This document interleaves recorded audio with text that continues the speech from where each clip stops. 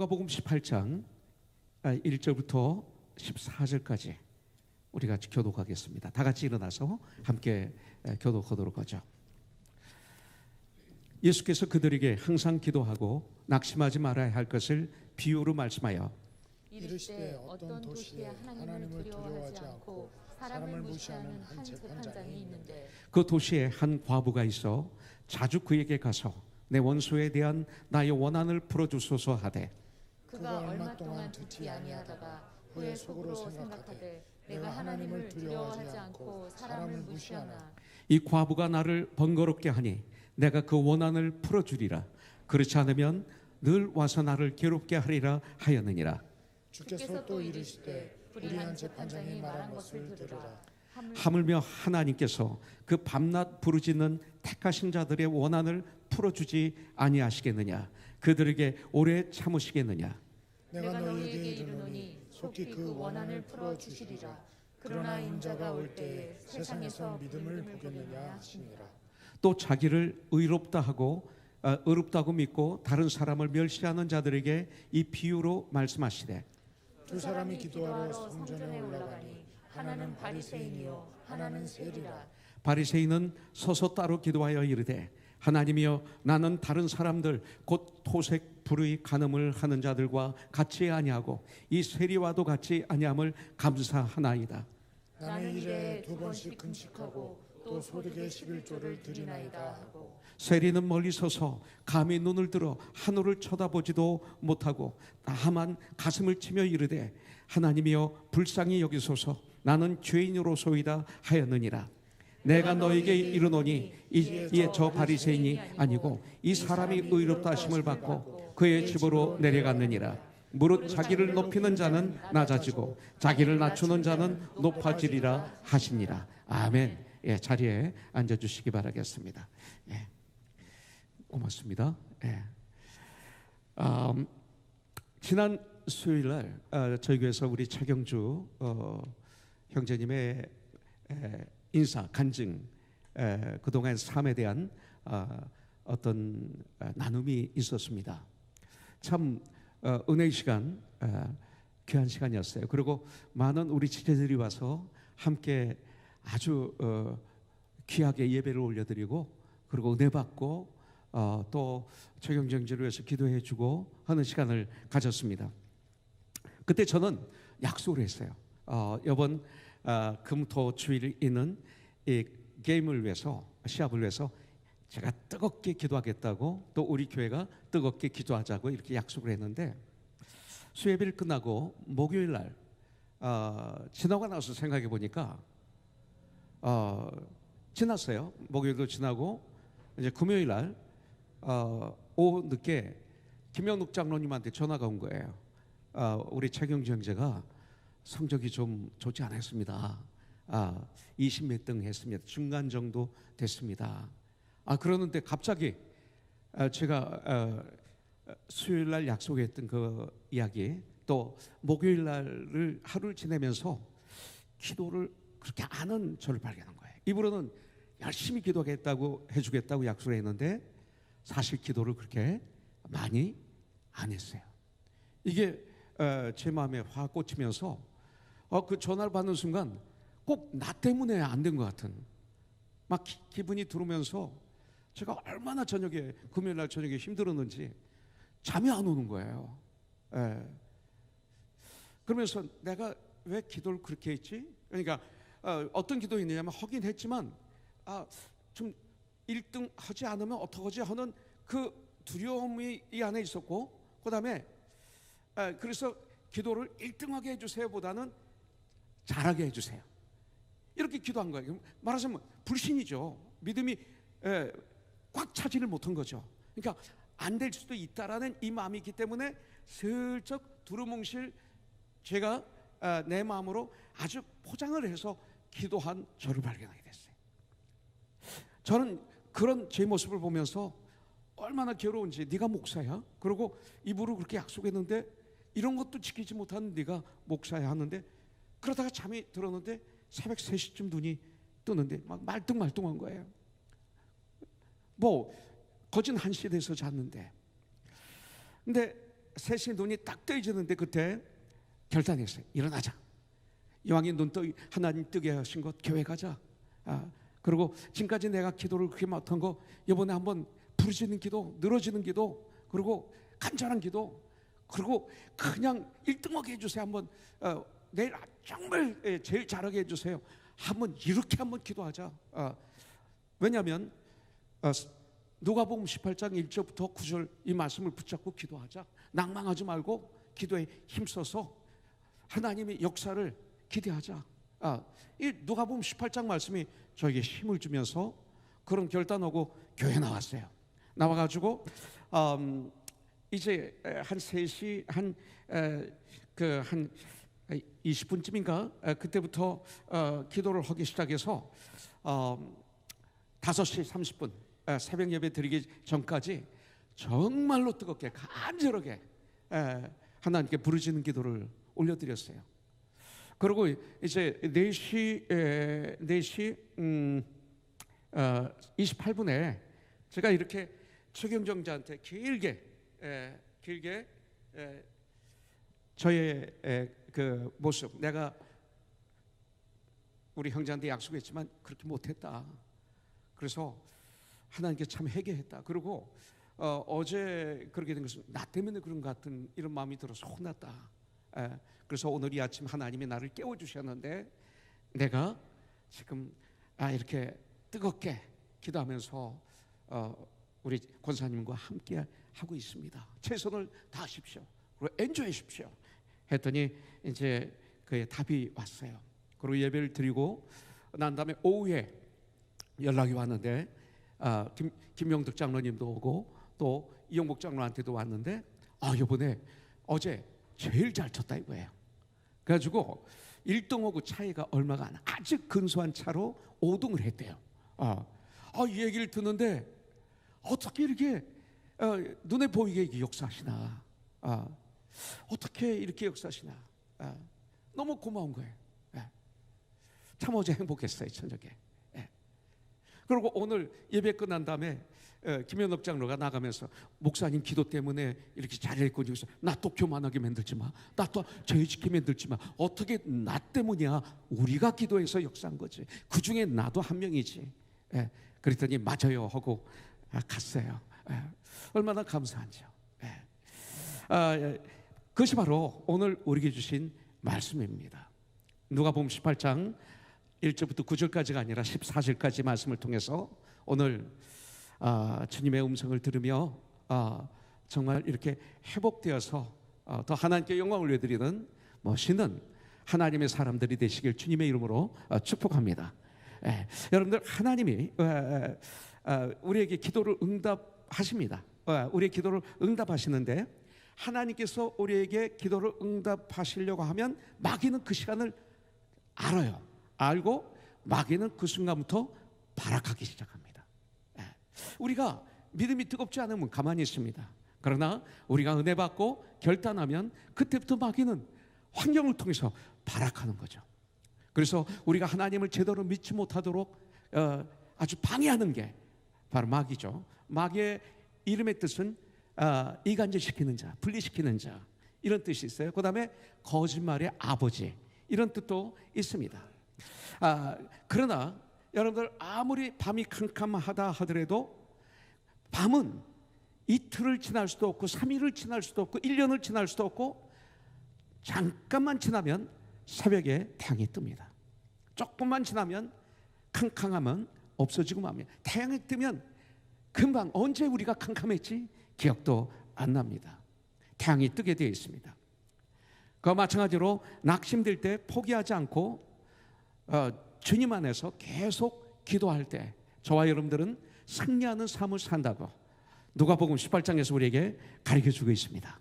특별히 주님은 오늘 이 비유를 통해서 우리에게 말씀하시는 것이 있어요. 여러분들, 어떤 도시에 하나님을 두려워하지 않는, 하나님을 모르는, 하나님을 두려워하지 않는, 그리고 사람들을 무시하는 한 재판관이 있었는데 한 과부가 그에게 찾아가서 나의 원수에 대한 나의 원한을 풀어달라고 강청합니다. 처음에는 계속 찾아와도 재판관이 듣지 안 했습니다. 그런데 계속 찾아오는 거예요. 아침에도 찾아오고, 아침에 샤워하는데도 찾아오고, 밥 먹는데 찾아오고, 점심 먹는데 찾아오고, 손님 만나고 있는데 찾아오고, 또 저녁에 집에 들어와서 쉬려고 하는데 찾아오고, 잠을 자는데 찾아오고, 문을 두드리고, 견딜 수가 없는 거예요. 예. 그러면서 생각합니다. 내가 하나님을 두려워하지 않고 사람을 무시하지만 이 과부가 나를 번거롭게 하니 내가 그 원한을 풀어줄 것이다. 그렇지 않으면 계속 와서 나를 괴롭게 하리라 하면서 이 재판관이 과부의 원한을 들어주었다는 이 비유를 말씀하고 있습니다. 이것을 통해서 우리에게 주님은 무엇을 말씀하시려고 할까요? 이렇게 불의한 재판관도 자기를 귀찮게 하는 이 여인의 원한을 들어주었는데, 하물며 우리를 사랑하시는 나의 하나님께서 밤낮 부르짖는 택함을 받은 하나님의 사람들의 원한을 풀어주지 않겠느냐 이거예요. 그런데 중요한 것은 우리의 기도의 자세입니다. 주님은 역사하시는데 그런데 아주 중요한 것은 우리의 기도의 자세에 대해서 알아야 될 것이 있습니다. 이 비유의 주제가 뭐냐 이거죠. 이 비유의 주제는 첫째는 항상 기도하고 우리가 낭망하지 않도록 하기 위해서 주신 비유입니다. 비유. 이 낭망이란 뜻을 국어 사전을 찾아보니까 살아갈 힘이 없는 자, 살아갈 힘이 없고 마음이 상해 있는 상태, 이것을 낭망이라고 말하고 있습니다. 하나님께 항상 깨어서 우리가 기도할 뿐만 아니라 기도 응답이 더디다고 낙심하거나 포기하지 말고 계속 기도하라, 이것을 가르쳐 주시기 위해서 우리에게 이 비유를 주신 것입니다. 그리고 오늘 이 말씀 누가복음 18장 1절부터 9절에 있는 이 말씀은, 이 비유를 잘 알기 위해서는 여러분들 그 전의 말씀과 후의 말씀을 이렇게 살펴봐야 됩니다. 앞의 말씀과 앞뒤의 말씀을 잘 살펴봐야 돼요. 그래야만이 오늘 말씀에 대해서 정확하게 주님이 원하신 말씀을 우리가 깨달아 알 수 있고 그 말씀 안에서 살 수가 있는 것입니다. 누가복음 17장 20절에 보면 예수님께서 바리새인들이 질문합니다. 어떤 질문을 하냐면 하나님의 나라가 어느 때 임합니까? 이렇게 질문합니다.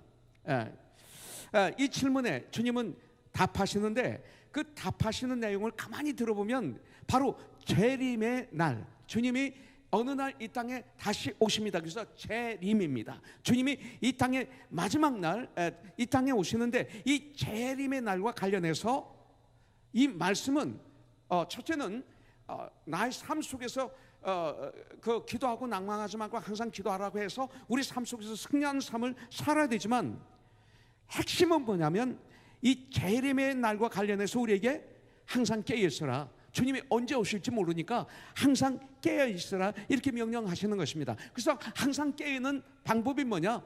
하나님이 언제 이 땅에 오십니까 하는데 답을 어떻게 하셨어요? 하나님 나라가 여기 있다 저기 있다 할 수 없나니 천국은 너의 안에 있느니라. 그래서 정말 내 안에 예수님이 나의 주인이시고 구원자가 되시는 현재의 삶을 살 때 이미 너는 하나님의 나라에서 살고 있는 거야. 너는 천국에서 살고 있는 거야. 그러면서 주님이 재림이 오실 때 걱정할 필요가 없는 거야. 이것을 현재 구원이라고 성경은 우리에게 가르쳐주고 있는 것을 볼 수가 있습니다. 그래서 18장의 그 전장 17장 22절에 보니까 인자의 날, 이런 말이 있어요. The days of the Son of Man, 이런 말이 있습니다. 인자의 날, 주님의 재림의 날이죠. 그 다음에 30절에 보면 인자가 나타나는 날, 곧 재림의 날, 이 소리입니다. 이렇게 말씀하십니다. 또 함께 있던 자들 중 어떤 사람은 데려감을 당하고 나오죠. 그 다음에 어떤 사람은 같이 밭을 가는데, 같이 맷돌을 가는데, 같이 잠을 자는데, 그렇다면 이분들이 얼마나 가까운 분들이에요? 아내와 남편 사이일 수도 있고, 자녀와 부모 사이일 수도 있고, 누이, 언니와 여동생 사이일 수도 있겠죠. 아주 가까운 사이입니다. 그런데 한 명은 데려감을 당하고 한 명은 어떤 사람은 버리됨을 당할 것이라고 말씀하셨습니다. 언제? 바로 그날, 주님이 재림 오시는 그날. 그리고 18장 오늘 8절에 보니까 인자가 올 때에 라고 다시 반복하고 있는 걸 볼 수가 있어요. 그래서 결론은 이 18장의 비유는 주님의 재림의 날, 즉 주님의 날을 우리가 기다리며 세상으로부터 오는 어려움, 그리고 어떤 핍박과 환난이 우리 삶에 올 때 그때 낙심하지 말고 오직 믿음으로 깨어 매 순간 기도로 승리하는 삶, 천국의 삶을 살라고 주시는 축복의 말씀의 비유인 것을 우리가 알게 되는 것이죠. 그렇기 때문에 우리들은 늘 기도해야 되며 낙심하지 말아야 됩니다. 이것을 우리 만판에 새기고 삶 속에서 적용해 보십시오. 아까 미셸 집사님 큐트에 적용했던 것처럼. 그래서 1절에 보면 예수께서 그들에게 항상 기도하고 낭망하지 말아야 할 것을 비유로 말씀하셨다, 이렇게 말하고 있어요. 이 비유를 주신 이유, 다시 말씀드립니다. 두 가지가 있어요. 첫째는 항상 기도하도록 하기 위해서, 우리가 항상 기도하도록 하기 위해서, 이거예요. 참 이거 쉽지 않아요. 기도는 호흡이라고 그랬거든요. 호흡. 기도는 하나님의 대화라고 그랬거든요. 항상 기도하는 게 축복인데 우리가 그렇게 못하고 있기 때문에 이렇게 도전을 주시는 거예요. 명령하시는 거예요. 이게 축복이기 때문에. 그리고 두 번째는 기도할 때 기도의 응답이 더디다고 해서 낙심하거나 낭망하거나 포기하지 말라는 거예요. 오히려 그러면 그럴수록 더욱 주님을 사랑하며 믿음으로 살아가도록 기도하게 하기 위해서. 하나님과 대화하면 능력이 임하거든요. 사기꾼과 대화하면 사기꾼이 되거든요. 거짓말쟁이와 대화를 하면 나도 모르게 거짓말이 나오거든요. 하나님과 대화를 하면 능력이 나오거든요. 여러분들, 이거예요. 정말 예수님을 올바로 믿으려면 세상으로부터 오는 많은 시험과 유혹과 핍박과 환난을 받게 돼 있어요. 이거 안 받으면 안 돼요. 우리에게 정말 어려운 문제가 매일마다 우리에게 닥치고 있어요. 누가복음 11장 26절부터 37절의 말씀대로 세상이 죄악으로 가득 찼다고 그랬어요. 그래서 제가 아까 그 말을 한 거예요. 우크라이나 전쟁, 이 러시아 우크라이나 서방국과 러시아. 그래서 우리는 흙과 백으로 항상 이 논리적으로 살아가는데 주님은 그것이 하나님 뜻에 맞으냐 틀리냐, 하나님 뜻이냐 아니냐, 성경에 부합되는가, 거기에 근거해서 모든 걸 보는 훈련을 하는 거죠. 심지어 우리는 김정은을 위해서도 기도해야죠. 그를 위해서 욕하고 있는 시간이 좋겠어요?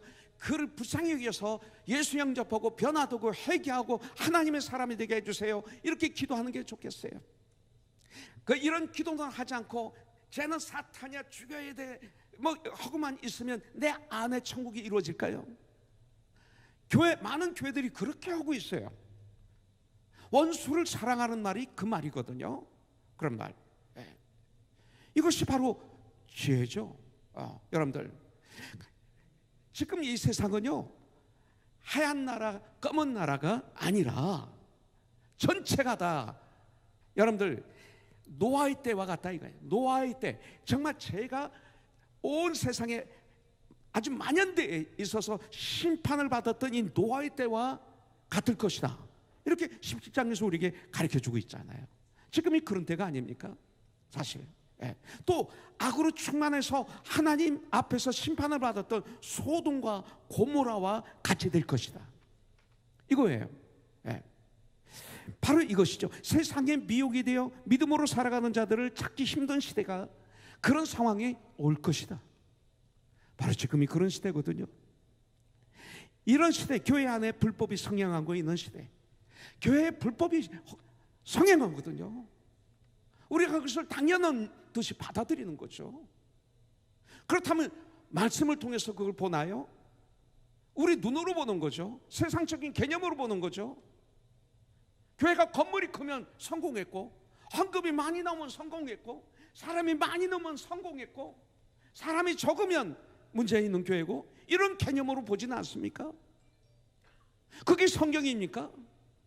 그 교회가 건강하냐, 정말 하나님의 교회냐, 하나님의 가족이냐 보십니까? 그렇지 않으면 그거는 관계없이 다른 눈으로 보이는 거로 보고 있습니까? 만연돼 있어요, 교회 안에도. 성경이 아무리 얘기해도 맞아 하고 다시 자기들이 원하는 방법으로 교회가 움직이는 것을 많이 봐요. 우리 교회도 그럴 수 있어요. 만연되어 있는 거예요. 그래서 깨 있어야 되는 거죠. 그렇게 과부가 억울한 일을 당했을 때 포기하지 않고 재판장에게 호소하는 것처럼 우리는 이 시대에 기도하는 사람이 되어야 된다 이거예요. 기도의 삶이 생활화되도록 하라, 바로 이 말씀이에요. 진정 기도하는 성도만이 나를 이길 수가 있고 세상을 이길 수가 있어요. 기도하는 성도와 교회만이 하나님으로부터 능력을 입어 우리는 이 시대에 승리할 수가 있어요. 그래서 3절에 보면 그 도시에 한 과부가 있어 자주 그에게 가서 내 원수에 대한 나의 원한을 풀어주소서 하되 그랬어요. 혼자 사는 이 여인에게 그녀의 억울한 사정을 들어줄 수 있는 사람, 이 억울한 이 모든 문제를 해결해 줄 수 있는 유일한 사람은 그 문제를 맡은 재판관이죠. 그래서 그 문제를 맡은 재판장에게 찾아가는 거예요.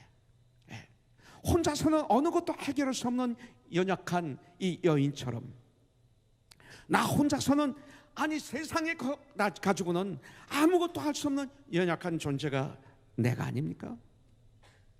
여러분들, 이제 할 수 있는 일은 여인이 오직 재판장에게 찾아가서 재판장에게 들어줄 때까지 그냥 아침에도 점심에도 저녁에도 그리고 하루 종일 계속 찾아갔던 것처럼 여러분들, 우리도 그렇게 하라는 거예요.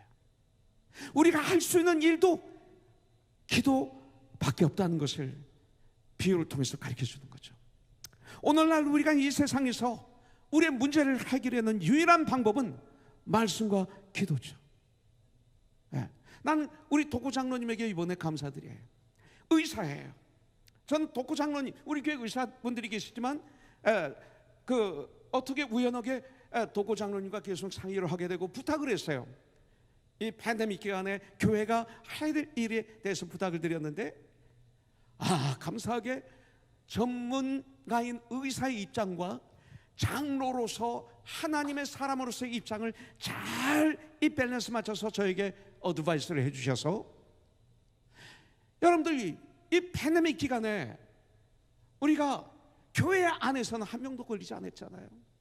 이거 은혜예요. 이건 우리가 잘한 것보다는 놀라운 하나님의 은혜. 이건 축복이에요. 그런데 도고 장로가 성경은 관계없이 기도하는 관계없이 의학적인 지식만 가지고 나에게 어드바이스 했다면 우리 지금도 예배를 못 드리죠. 못 드리죠. 그리고 우리 교회는 세상화 됐겠죠. 두 개가 같이 잘 이 밸런스를 맞춰서 성령의 인도하심으로 우리가 승리한 것을 볼 수가 있습니다. 여러분들, 오늘날 우리가 해야 되는 게 기도예요. 그래서 1절에 항상 기도하고, 이건 뭐예요? 매 순간 기도하고 낭망치 말아야 될 것을 명령하고 있어요. 에베소서 6장 18절에 보면 성령 안에서 기도하고, 그런데 그 앞에 뭐가 있어요? 항상 성령 안에서 기도하고, 개역 성경에는 무시로 기도하고 이렇게 돼 있어요. 여러분들, 데살로니가서 5장 17절에 보면 쉬지 말고 기도하라 그랬어요. Pray continually. 그 다음에 사무엘상 12장 23절에 보니까 사무엘 선지자가 이렇게 말하고 있어요. 내가 너희를 위하여 기도하기를 쉬는 죄를 여호와 앞에 결탄코 범하지 아니하고 선하고 의로운 길을 너에게 가르칠 것인즉. 기도하기를 쉬는 것을 죄라고 우리에게 가르쳐주고 있어요. 그렇다면 우리가 이 문제를 해결해야죠. 우리 인생을 살아가는데 이게 너무나 중요한 문제죠. 해결하는 방법을 오늘 우리에게 주시는 거예요. 4절 5절에 보면 그가 얼마 동안 듣지 아니하다가 후에 속으로 생각하되, 이 재판장이 내가 하나님을 두려워하지 않고 사람을 무시하나 이 과부가 나를 번거롭게 하니 내가 그 원한을 풀어주리라. 그렇지 하냐면 늘 와서 나를 괴롭게 하리라 하였느니라. 이게 문제 해결의 키예요. 그녀는 아침 저녁으로 찾아갔어요. 아침에도 점심에도 저녁에도 잘 때도 밥 먹을 때도 사람들 만날 때도 샤워할 때도 부지런히 이 재판관을 찾아다녔어요. 자기의 문제를 가지고 있는 이 재판관, 이것뿐이었어요. 돈도 쓴 거 없어요. 아무것도 없어요. 이 시대 우리는 선교할 때 돈이 많이 들어야 됩니다. 돈을 써야 돼요. 헌금해야 돼요. 그러나 이 시대에 너무나 부족한 게 뭔지 아세요? 주님의 이름이 없어요. 많이. 사도행전에 나오는 말씀대로 베드로와 요한이 성전에 기도하러 가다가 나면서 걷지 못하는 사람을 만나고 나를 주목해서 보라. 나에게 은과 금은 없지만 내게 있는 것으로 내게 주노니 곧 나사렛 예수의 이름으로 명하노니 일어나 걸으라. 손을 잡아서 이렇게 걸었어요. 뛰었어요. 춤췄어요. 같이 성전에 들어가서 예배드려요. 이게 없어. 이게 없어. 다 돈이야. 다 돈이야. 돈이 필요하지만 하나에서 열까지 다 돈으로 하려니까 문제가 되는 거죠. 이게 문제가 되는 거죠. 사도행전 마무리할 때 보세요. 여러분들 배가 다 파손돼서 다 버리고 몸만 그 섬에 들어갔잖아요. 그런데 주장의 아버지 병을 고쳐주고 귀신을 쫓아내고 하는 가운데 그들이 잘 섬겨줘요. 먹고 떠날 때는 그들이 필요한 것을 다 채워줘요. 이것도 있어야 되지 않아요? 선교에 사랑이 부족하다 이거예요. 사랑. 하나님의 사랑을 부어주는 게 부족하다 이거죠. 이것이 이 시대의 문제 아닐까요? 여러분들 이 여인이 한 것은 그냥 찾아간 거예요. 이 여인은 한두 번 하다가 포기하지 않았어요. 응답될 때까지 끝까지 재판장을 찾아가 그 문을 두드렸어요. 얼마나 힘들었을까요? 재판관이 이 재판 맡았다가 새벽에도 문 두드리고 있고 밥 먹으려는데 문 두드리고 있고 이거 정신병이 걸릴 일이지. 바로 하나님께 나에게 이렇게 하라 이거예요. 이것이 기도의 응답의 비결이에요. 문제를 해결해요. 주님이 우리에게 요구하시는 것이 뭡니까? 7절부터 8절에 나와요. 하물며 하나님께서 그 밤낮 부르짖는 택하신 자들의 원한을 풀어주지 아니하시겠느냐? 그들에게 오래 참으시겠느냐? 내가 너에게 이르노니 속히 그 원한을 풀어주시리라. 그러나 인자가 올 때 세상에서 믿음을 보겠느냐 하시니라 그랬어요.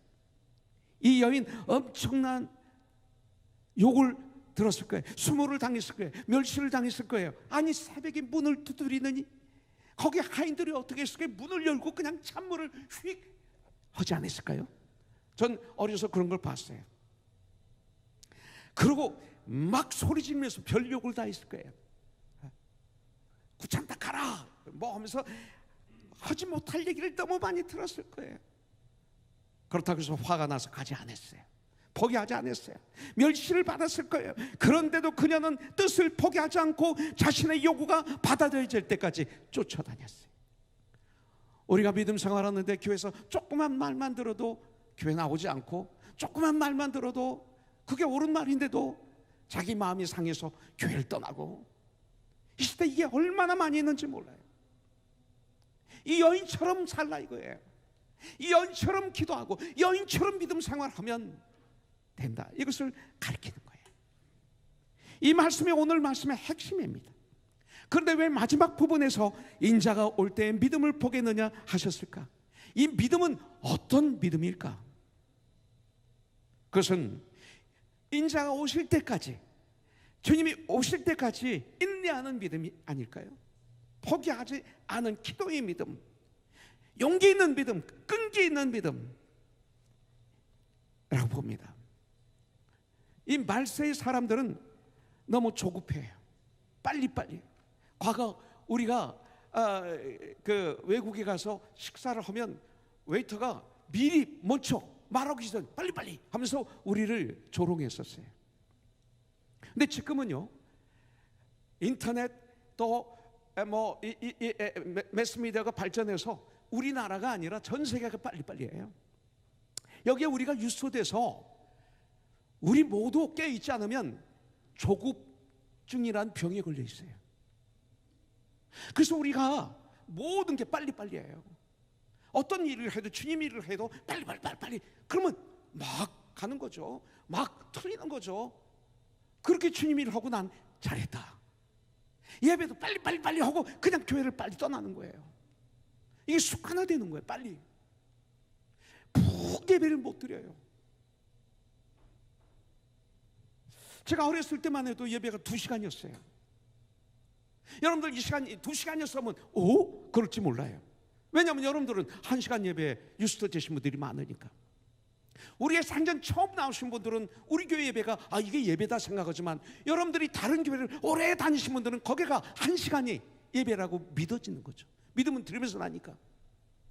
이게 몇십 년 안에 일어난 사건이에요. 이게 저절로 된 것이 아니라 이 세상에 빨리 가다 보니까 거기에 교회도 세상에 물들어서 교회가 이 세상을 닮지 말고 오히려 분별하고 했는데, 오히려 세상을 막 닮아가면서 빨리 하면서 교회가 타락한 거예요. 나의 삶이 그렇게 된 거예요. 이걸 조급중병이라고 볼 수가 있어요. 오늘 집에 가서 아내에게 당신은 조급중병에 걸려서 이런 소리 하지 마세요. 그런 것만 사용하면 안 돼요. 이게 말세 사람들에게 일어나는 현상입니다. 좀 느긋했으면 좋겠어요. 그렇다고 해서 우리가 너무 오래 예배 드리는 것도 그건 원치 않아요. 알맞은 예배, 난 그것을 약 한 1시간 반이라고 봅니다. 이것이 가장 알맞은, 거기서 왔다 갔다 해야 되지 않을까. 대략 보면 1시간 예배를 하려니까, 여러분들 그거 하려면 예배를 담당한 사람들이 모여서 시간을 잘라야 돼요. 1시간에 맞추려면 기도 몇 분, 찬양 몇 분, 그 다음에 쓸데없는 말 하지 말고 설교도 25분 거기 다 같이 쳐. 내용만 팍팍팍. 그래서 사람의 감동을 확 주도, 감정에 감동을 확 줘.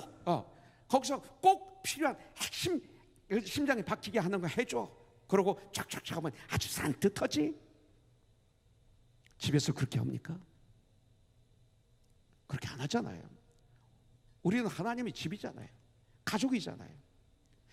영화관에 가서 그렇게 합니까? 빨리빨리 합니까? 아니에요. 일찍 가서 팝콘도 사고 콕도 사고, 그러고 앉아서 예고편 다 보고, 그러고 난 다음에 광고도 다 보고, 영화가 끝나면 은혜 받아서 눈물 흘면서 자막 쭉 떨어지는 거 보면서 울다가 다 끝나면 아주 심각하게 걸어 나온 분 가끔 있어요. 종훈 형제가 그랬나? 네. 여러분들 이 조급증이라는 거 무섭습니다. 그리고 우리가 어떤 사업을 하든지 뭐를 하더라도 금방 이루려 해요. 요새는 뭐 일확성금, 뭐 무슨 코인, 뭐 증권, 금방 이룰 수 있는 시대가 됐어요. 옛날처럼 농사를 져서 시간이 걸리면 열매를 거두는 시대가 아니에요 이제는. 그래서 중학교, 고등학교 아들도 빌리언어가 나오는 거예요. 이 아이들이 나중에 커서 정신 상태가 어떻게 되겠어요? 삶을 어떻게 살아가겠어요? 이런 시대에 우리 아이들이 살고 있어요. 그것이 옳은 줄 알고 있어요. 이걸 장려하고 있어요. 여러분들, 이런 사람들의 특징은 내가 원하는 시간에 이루어지지 않으면 견디지 못하게 됩니다. 그때 주님이 찾으시는 사람이 바로 계속 기도하는 사람이. 너는 이 세대를 본받지 말고 계속 기도하는 사람. 이 시대가 어떤 시대인데 계속 기도합니까가 아니라 계속 기도하는 사람, 이것을 믿음의 사람이다. 내가 믿는 사람을 보겠느냐? 볼 수 있습니다. 계속 기도하는 사람을 보실 겁니다. 신앙은 매 순간입니다. 필요할 때만 믿는 것이 아닙니다. 지금 세상은 마귀가 천사와 같은 모습으로 가장합니다. 양이 탈을 쓴 이리들이 교회 안에 들어와 있다, 너희 중에 있다라고 말하고 있습니다. 양처럼 행동합니다. 우리는 분별해야 됩니다. 깨 있어야 됩니다. 그렇게 가장해서 우리들을 유혹하기 때문에 이 시대에 교회 나가는 사람들이 얼마나 잘 넘어지는지 모릅니다. 자리를 눈에 보이는 우는 사자같이 나에게 찾아오면 죽기 살기로 싸워서 이기겠는데, 달콤하게 유혹을 하니 거의 많은 사람들이 넘어지는 것입니다. 살기가 너무 편해졌습니다. 모든 것이 지금은 풍부해졌기 때문에 기도의 필요성을 느끼지 못하는 사람들이 많습니다. 그러나 기도는 유일한 문제의 해결책입니다. 그리고 기도는 응답입니다. 그러나 그렇지 않은 기도도 있습니다. 이걸 우리가 알아야 되죠. 하나님께서 응답하시지 않는 기도도 있다는 것입니다. 여기 보면 첫째는 죄악을 품고 기도하면 듣지 않으십니다. 그래서 죄악의 문제를 해결해야만이 그 다음에 대화가 되는 거예요. 네. 여러분들 아주 가까운 사람 간에 어떤 문제가 생겼어요. 그래서 이 갭이 하나 딱 생기면 그 다음부터 대화가 잘 하기 힘들죠. 그런 거예요. 그래서 이사야서 59장 1절부터 2절에 보니까 여호와의 손이 짧아 구원하지 못하심도 아니요 귀가 둔하여 듣지 못하심도 아니라 오직 너희 죄악이 너희와 너희 하나님 사이를 갈라놓았고 너희 죄가 그 얼굴을 가리어서 너희에게서 듣지 않으시게 함이니라. 이렇게 말씀하고 있어요. 시편 66편 18절에 보면 내가 하나님 마음에 내가 나의 마음에 죄악을 품었더라면 주께서 듣지 아니하시리라. 이 문제를 해결해야만이 기도가 응답이 돼요. 그래서 회개는 축복이에요. 회개. 네. 해결을 해야 돼요. 지난번에도 말씀드렸죠. 얼마 전에 큐티에 나오죠. 누가복음에 형제가 죄를 지면 가만히 있으라, 무시하라, 지나가라. 정말 내 형제라면 경고하고. 이것 때문에 헤어지는 분들 많아요. 경고하면 떠나는 분들 많아요. 경고하면 차갑다고 그래요. 사랑이 없다고 그래요. 거기에 속지 마세요. 그가 회개하면 용서하라. 하루에 7번씩 찾아와서 회개하면 용서하라. 이게 방법이에요. 바로 주님은 오늘 그걸 저희들에게 가르쳐 주시는 거예요. 두 번째, 잘못 구하는 기도는 응답이 없어요. 야고보서 4장 8절에 보면 구하여도 받지 못하면 정욕으로 쓰려고 잘못 구하기 때문이라. 마태복음 6장 33절이 그래서 중요해요. 너희는 먼저 그의 나라와 그 의를 구하라. 그리하면 이 모든 것을 너희에게 더하시리라 말씀하신 거예요. 세 번째, 믿음이 없는 기도는 응답을 받을 수가 없어요. 믿음이 있어야 돼요. 믿어야 돼요. 믿음은 놀라운 응답의 비결이에요. 히브리서 11장 6절에 보니까 믿음이 없이는 기쁘시게 못하나니 하나님께 나가는 자는 반드시 그가 계신 것과 또한 그가 자기를 찾는 자들의 상 주시는 이심을 믿어야 할지니라. 성경이 이렇게 말씀하고 있어요. 야고보서 1장 6절부터 7절에 보면 오직 믿음으로 구하고 구하는 건 기도죠. 조금도 의심하지 말라. 의심하는 자는 마치 바람이 밀려 요동하는 바다 물결 같으니 이런 사람은 무엇이든지 죽게 얻기를 생각하지 말라. 이렇게 말하고 있어요. 네 번째, 이 조급한 마음은 기도 응답을 방해하고 있어요. 그리고 다섯 번째, 가정의 불화는 기도 응답을 막아요. 베드로전서 3장 7절에 보니까 남편 된 자들아 이와 같이 지식을 따라 너희 아내와 동거하고 그를 더 연약한 그릇이요 또 생명의 은혜를 함께 이어받을 자로 알아 귀히 여기라. 이는 너희 기도가 막히지 아니하게 하려 함이라. 그랬어요. 지식을 따라 너희 아내와 동거하고 그를 더 연약한 그릇이요 또 생명의 은혜를 함께 이어받을 자로 알아 귀히 여기라. 이는 너희 기도가 막히지 아니하게 하려 함이라. 일부 예배 때 그래서 오늘 아침에 있었던 일을 얘기했더니 제 아내가 아니라고 그래서 2부 예배 해야 되는지 모르겠습니다만 설교를 준비하는데 어젯밤에 그리고 오늘 새벽에 또 마무리를 하고 제가 이제 방으로 내려왔더니 제 아내가 교회 갈 준비를 다 마치고 이렇게 서 있는데 갑자기 처음 결혼했을 때 제 모습이 떠올랐어요. 저는 어려서 할아버지 밑에서 자라다가 나중에 혼자 오래 살았어요. 제가 이거 배우질 못했어요. 아버지 어머니 밑에서 성장했다면 아버지 어머니가 어떻게 사랑하고 어떻게 싸우고 어떻게 서로들 이렇게 세워가든지 배웠을 텐데 제가 그걸 보지를 못했어요. 우리 할아버님도 시골 군소리 계셔서 너무 바빴어요. 할머니도 바쁘고 다 바빴어요. 항상 저는 혼자 있었고 식모가 해줘야 밥을 먹었고, 저희 가족에서 부모님이 내 옷을 벗어라, 또 우리 할머님이 벗어라, 그래서 벗은 적이 별로 없어요. 더러우면 내가 주면 빨아줬고, 먹고 싶으면 밥 달라고 그랬고, 이런 어떤 한 부분이 찌그러진 부분이 저에게 있습니다. 제 아내와 사는데 사랑하는 방법을 제대로 몰랐어요. 그래서 처음에 결혼해서 우리가 목회를 시작할 때 참 아픔을 많이 줬어요. 진짜 많이 줬어요. 저는 잘한다고 했는데 나중에 생각해 보면 이건 성서적이 아니고 정말 무죄했고, 정말 제 아내를 제가 노예처럼 부렸던 걸 볼 수가 있어요. 그런 것이 쫙 지나가다가 지나가는 거예요, 제 아내를 보니까. 그래서 나도 모르게 오늘 말씀 프랙티스 했지. 초롬아, 너무 예쁘다. 그래서 보면 볼수록 더 예쁘다. 시간이 가면 갈수록 더 이뻐지네. 아무 소리 안 해서 난 좋아하는 줄 알았지. 그러고 지나갔어요. 그래서 아까 그 얘기했더니 아니야 그러는 거예요, 저 뒤에서 예배 시간에.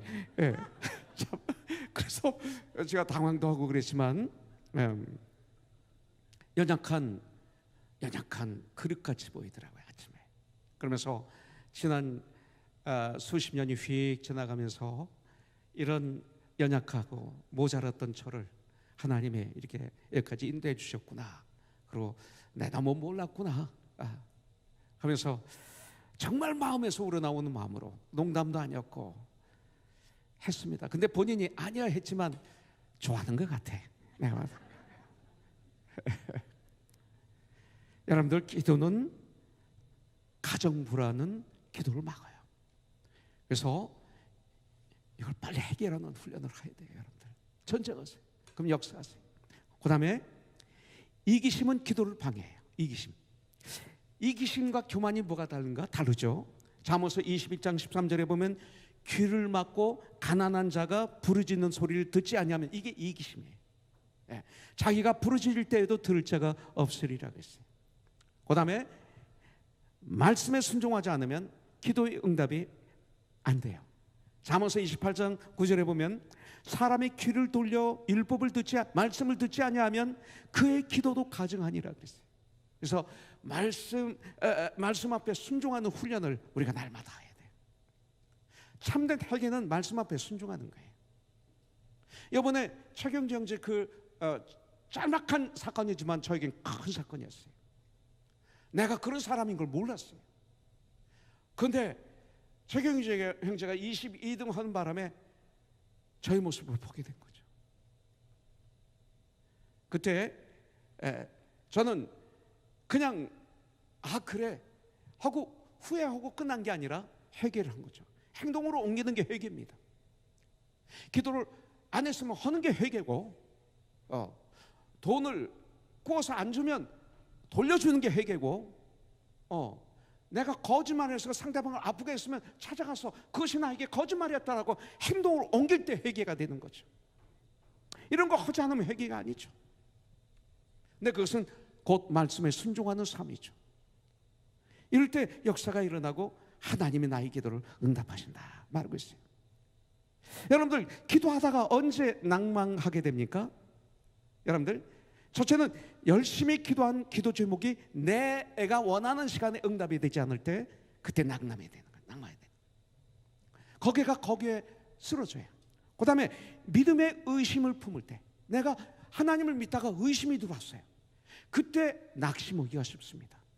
여러분들, 구원의 은혜, 하나님의 인도하심, 영생의 약속도 우리는 믿음으로 받을 수 있거든요.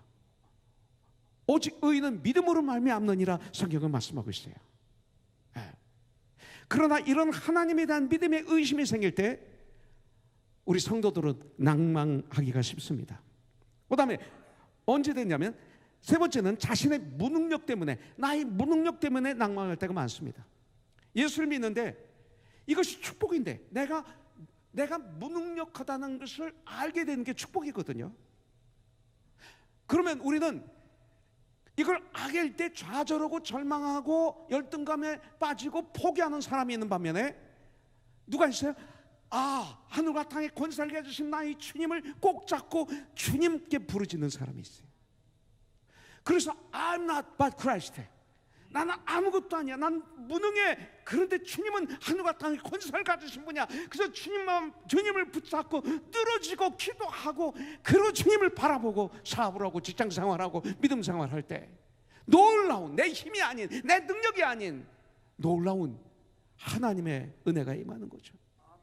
근데 그것을 오히려 저주로 만들면 안 되는 거죠. 그 무능력 때문에 낙심하지 마십시오. 사람들을 바라보면 무능력하죠. 네. 거기 넘어가지 마십시오. 우리는 부자, 가난한 사람, 많이 배운 사람, 조금 배운 사람, 높은 사람, 낮은 사람 각계각층에 우리 교회에 섞여 있습니다. 우리의 아름다운 모습은 형제 자매가 됐다는 거예요. 그런데 행여나 마음속으로 어떤 모임이 있는데 너무나 좋은 집인데 가서 막 시기질투가 나오고 막 그냥 화가 나고 그 집에서 있는데 얼굴은 막 부락부락해서 전체 분위기 깨트리고 그 돌아올 때는 그냥 남편을 어깨를 팍팍 치면서 그냥 남편에게 헐소리 안 소리 다 하고 큰일 나는 거죠. 그렇죠? 상정자매 상정자매 안 그러지. 이거는 자기가 저주를 조청하는 거죠. 이런 분들이 많아요. 저와 여러분들은 그러면 안 된다는 거예요. 무능력이 축복이 돼야 돼요. 저는 제 주위에 선배 목사님들이 저를 사랑하는 목사들이 아주 많습니다. 근데 얼마 전까지 다 대형교회 목사님이셨어요. 제가 부흥회를 갔던 작은 교회를 가지만 서울에 가면 거기가 대형교회 가서 만나고 교제하고 세미나도 인도하고 이렇게 합니다. 가끔 저에게도 시험이 옵니다. 유혹이 옵니다. 그런데 기도와 말씀으로 그걸 이겼어요. 그랬더니 어떤 일이 일어나요? 대형교회 하시는 내 사랑하는 목사님 한 분은 나만 보면 다른 목사님들에게 뭐라고 그러는 줄 아세요? 저기 세계에서 제일 행복한 목사가 온다. 저기 세계에서 가장 행복한 목사가 온다. 처음에 농담인 줄 알았어요. 근데 정말로 그러시는 거예요. 저를 돌아봤어요. 왜 목사님이 나의 어떤 모습을 보고 행복한 목사라고 말씀하시는가? 여러분들 무능력이 축복이 되도록 하시기를 주님의 이름으로 축원합니다. 네. 성도에게 가장 무서운 적이 바로 자기 자신이잖아요. 나의 영적인 싸움에서 넘어질 때가 얼마나 많은지 몰라요. 그때마다 우리는 사도 바울과 같이 나의 한계를 깨닫고 하늘과 땅의 권세를 가지신 이 우주 만물을 창조하신 우주 만물의 주인이신 우리 주님께 도움을 요청하는 거예요. 그래서 축복이 됐어요. 그렇기 때문에 이제 어떻게 해야 되느냐? 이제 마지막으로 항상 기도하되 낭망치 말고 기도 응답을 받을 때까지 기도하는 저와 여러분들이 되길 바라요. 구하라 그러면 주실 것이요, 찾으라 그러면 찾을 것이요, 문을 두드리라 그러면 너에게 열릴 것이니. 구할 때까지 구하세요. 찾을 때까지 찾으세요. 문이 열릴 때까지 두드리세요. 마태복음 7장에 있는 말씀 그대로 구하라 그러면 주실 것이요, 찾으라 그러면 찾을 것이요, 문을 두드리라 그러면 너에게 열릴 것이라고 했어요. 기도하실 때 우리 간절하게 기도하자고요. 난 이번에 절실하게 알았어요. 제가 이렇게 간절하게 기도를 못하고 있구나. 지금 목사가 우리 성도를 위해서, 우리 가족을 위해서, 심지어는 내가 약속했던 최경주 형제를 위해서도 간절히 못했구나. 구세군은 이 셀베이션 아미를 시작한 분이 윌리엄 무스라는 사령관입니다. 구세군에서는 제일 높은 분을 사령관이라고 그래요. 커맨더. 그러는데 이 목사님이 이런 얘기를 했어요. 하나님께 기도할 때는 그 기도에 나의 삶과 나의 죽음이 달려있는 것 같이 기도하라. 이렇게 얘기했어요. 맞습니다. 마태복음 26장에 보니까 예수님이 겟세마네 동산에서 기도할 때 땀과 피가 얼마나 간절히 기도하셨으면 땀에 피가 섞여 나왔잖아요. 간절히 기도하는 것 축복입니다. 또 세 번째는 겸손한 기도를 드려야 돼요. 9절 이하에서 두 사람의 기도가 나오죠. 첫째는 바리새인의 기도가 나와요. 자신의 의를 드러내는 기도를 합니다. 11절 12절에 보니까 바리새인은 서서 따로 기도하여 이르되 하나님이여 나는 다른 사람들 곧 토색 불의 간음을 하는 자들과 같이 아니하고 이 세리와도 같이, 옆에서 기도하는 세리를 보면서 세리까지도 집어들여서 얘기하네. 이 세리와도 같이 아니함을 감사하나이다. 나는 일주일에 2번씩 금식하고 또 소득의 11조를 드리나이다 하고 당연히 해야 되는 걸 가지고 자랑하고 있어요. 지금 바리새인의 이 기도는 어떤 기도입니까? 자기 의를 자랑하고 자기를 선전한, 이거 기도 아닙니다. 교만의 극치입니다. 그런데 주님은 그를 책망하시죠. 책망합니다. 이런 기도 우리가 하면 안 됩니다. 오늘 1부 예배 우리 전용태 형제가 기도했고 2부 예배 자신 형제가 기도했는데 참 순수했어요. 하나님과 대화했어요. 1부 예배 때 하나님과 대화했는데 너무 목소리가 적어서 이렇게 귀를 기울이려고 힘들어서 그렇지, 그거 외에는 대화를 했어요. 우리 용태 형제가 기도할 때는 소리가 작어, 대화할 때는 소리가 저기까지 들리는데, 예. 그래서 오늘 부탁을 했어요. 기도할 때 좀 소리 높여달라고요. 예. 근데 주님은 이 바리새인들에 대해서 뭐라고 말씀해요? 누가복음 16장 4절에 보니까 너희들은 돈을 좋아하는 자들이다. 누가복음 20장 47절 보니까 과부의 재산을 삼키는 도둑이다 라고 얘기를 합니다. 너희들은 외식하는 자들이야. 해칠한 무덤들아, 독사의 자식들아, 무서운 말씀을 하셨어요. 바리새인의 기도는 교만의 극치의 기도였습니다. 그러나 이 세리의 기도는 어땠습니까? 바로 겸손의 모델이었어요. 13절에 보니까 세리는 멀리 서서 감히 눈을 들어 하늘을 쳐다보지 못하고 다만 가슴을 치며 이르되 하나님이여 불쌍히 여기소서 나는 죄인이로소이다 그랬어요. 바리새인은 성전 가까이 가서 기도했지만 이 세리는 감히 성소 가까이 가지 못했어요. 멀리 떨어져서 기도했어요. 그리고 하늘을 쳐다보지도 못했어요. 오히려 하나님의 긍휼히 여기심을 받아야 할 존재로 고백하고 있어요. 이것이 바로 기도의 자세입니다. 여러분들, 바로 이것이 기도의 자세. 너무나 귀합니다. 네 번째는 회개함으로 드리는 기도가 되어야 됩니다. 회개의 기도. 13절에 보니까 다만 가슴을 치며 이르되 하나님이여 불쌍히 여기소서 나는 죄인으로소이다 하였느니라 했어요. 세리의 기도는, 이 세리의 기도는 바리새인의 기도에 비해서 짧았어요. 그죠? 예. 길다고 좋은 거 아니에요. 오늘 자신 집사가 왜 이렇게 짤막하게 하는지, 오늘 이 설교 내용이 그런데 아주 심플해요. 오늘 예배를 위해서 기도했어요. 주일 예배 기도는 예배를 위해서 기도하는 거죠. 예. 그리고 조금 엉성했어요. 맞나요? 이르지 마세요. 예. 그런데 이게 저순 집사의 매력이에요. 순수해요. 솔직히 말해서 그렇지 않아요? 얘기하세요. 밑에 가서 예배 끝나고. 괜찮아요. 사실이니까. 그리고 이것이 욕이 아니라 칭찬이에요. 사실은 이게 저순 집사의 매력인데요. 네. 그러나 솔직하게 기도했어요. 그리고 이 세리는 자신의 죄인임을 하나님 앞에 진실되게 고백하고 있어요. 이 기도를 통해서 책임을 전가하거나 변명하지 않았습니다. 있는 그대로 솔직하게 자신의 죄를 고백하는 그런 기도였습니다. 오직 주님의 긍휼이 임하시기를 눈물로 기도했어요. 이런 간절한 기도가 저와 여러분들에게 있어야 돼요. 이게 기도예요. 다섯 번째, 응답받을 때까지 포기하지 말고 기도하십시오. Never give up. Do not give up. 5절에 보니까 이 과부가 나를 번거롭게 하니 내가 그 원한을 풀어주리라. 그렇지 않으면 늘 와서 나를 괴롭게 하리라 하였느니라. 불의한 재판관은 이 여인이 포기하지 않고 계속 찾아오니까 결국 자기가 귀찮아서 과부의 억울함을 풀어주는 재판을 하게 됩니다.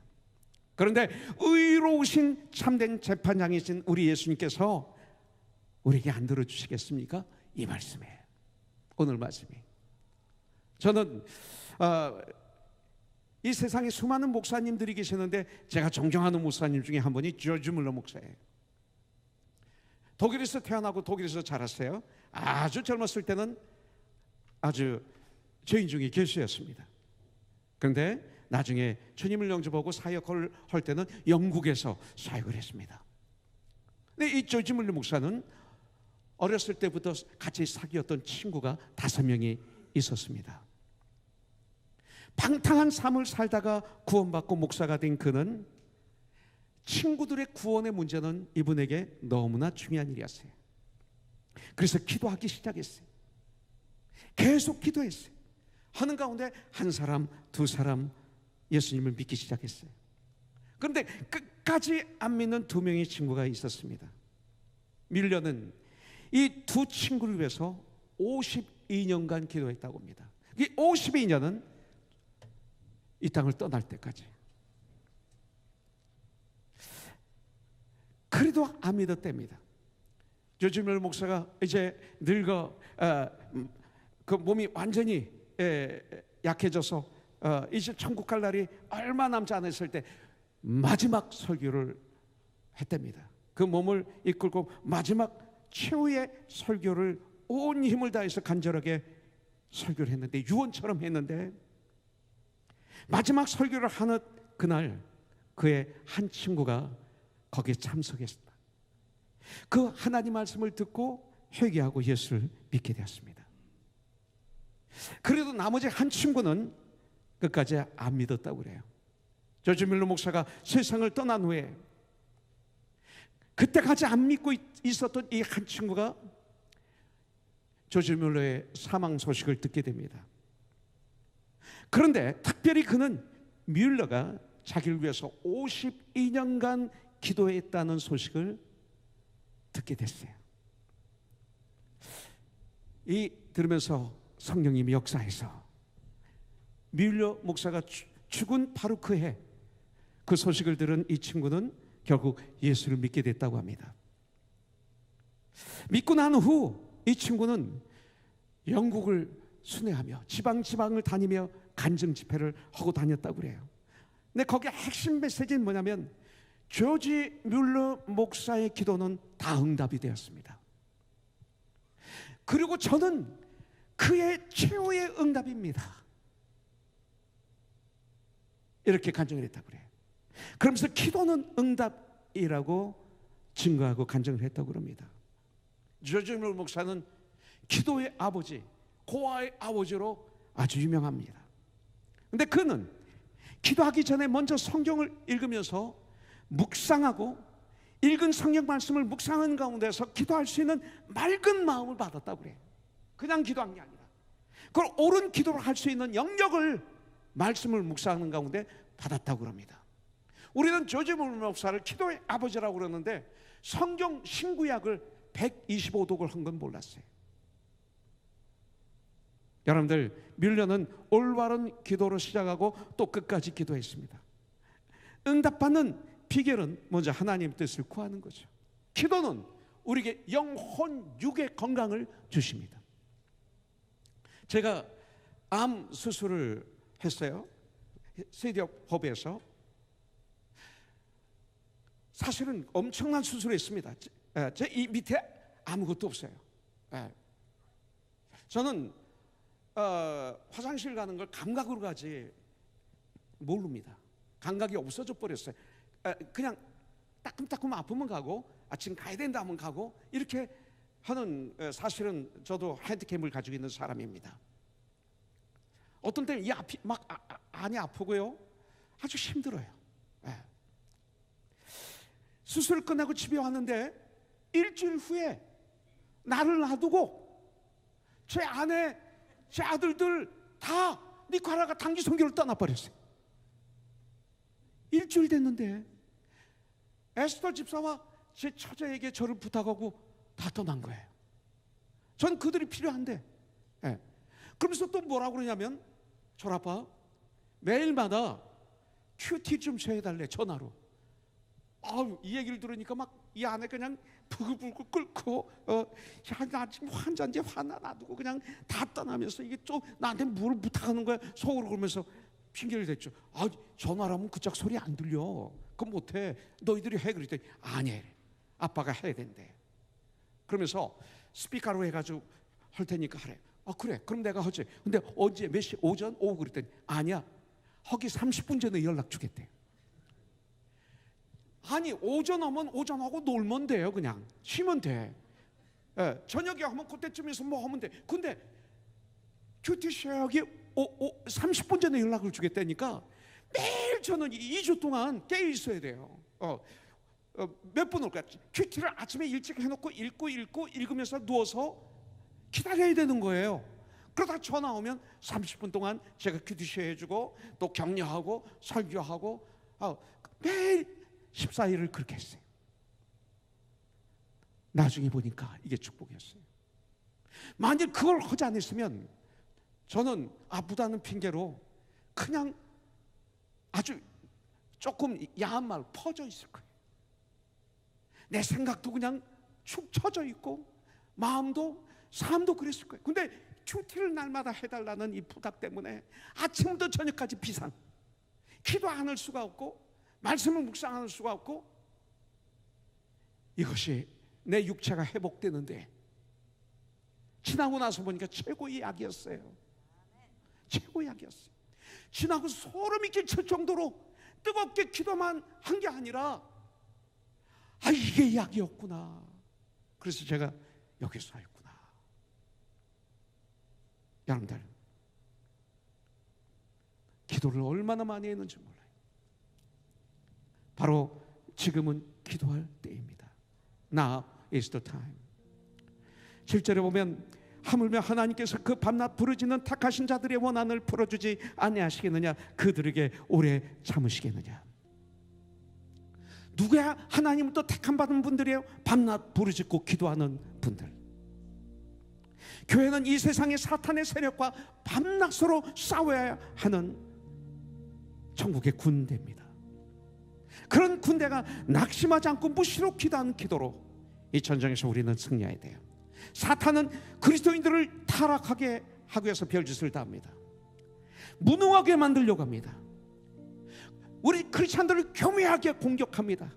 이런 때 우리에게 필요한 것은 불쌍한 이 여인처럼 의로우신 전파장이신 주님께 매달려 기도하는 것입니다. 항상 기도하십시오. 무시로 기도하십시오. 시간 있으면 기도하고 없으면 안 하고 하는 것이 아니라 항상 기도하십시오. 기도할 때 낭망하지 말고 기도하십시오. 기도를 통해서 낭망을 물리치십시오. 기도 응답이 더딜지라도 낙심하지 말고 믿음으로 인내하면서 기도하십시오. 기도가 응답될 때까지 인내하면서 기도하십시오. 몇 번 기도하다가 끝나는 것이 아니라 응답될 때까지 기도하는 저와 여러분들이 되길 주님의 이름으로 축복합니다. 네. 우리 찬양을 하죠. 네.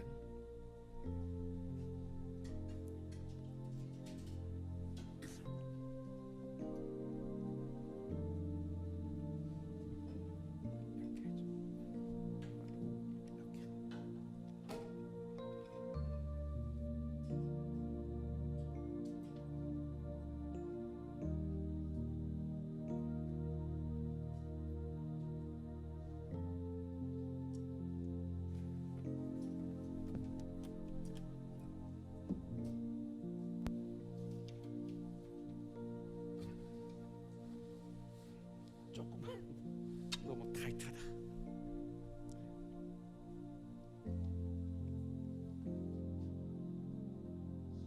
조금 같지만 제가 이 찬양은 처음 구치소에서 나와서 연예인교회가 시작이 됐습니다. 그때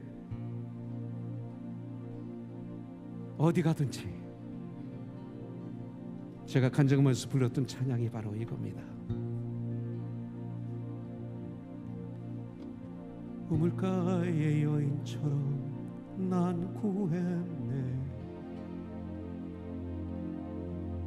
헛되고 헛된 것들은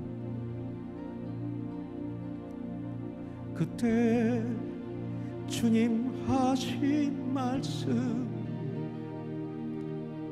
내 샘에와 생수를 마셔라. 오 주님 채우소서. 나의 잔을 높이 듭니다. 하늘 양식 내게 내려주시고 넘치도록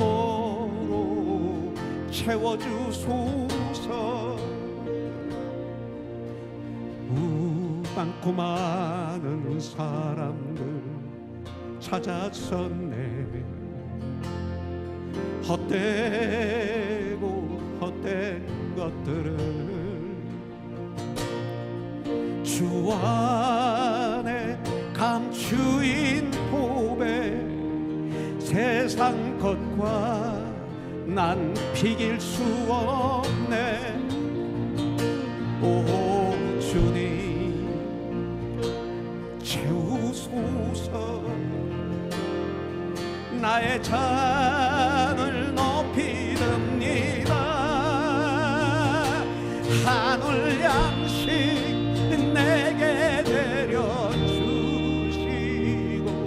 넘치도록 채워주소서. 내 친구여 거기서 돌아오라. 내 주의 넓은 품으로 우리 주님 너를 반겨 그 넓은 품에 안아주시리.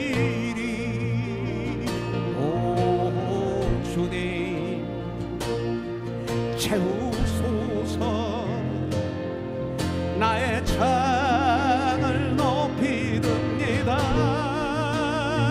하늘 양식 내게 내려주시고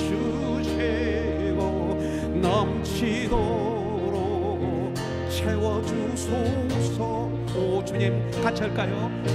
오 주님 채우소서.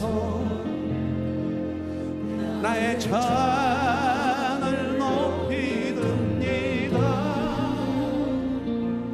하늘 양식 내게 채워주시소서. 넘치도록 채워주소서. 오 주님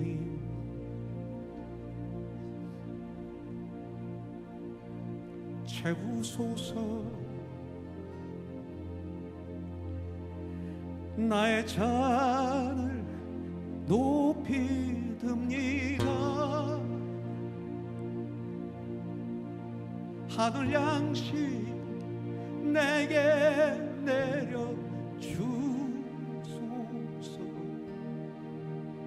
넘치도록 채워주소서.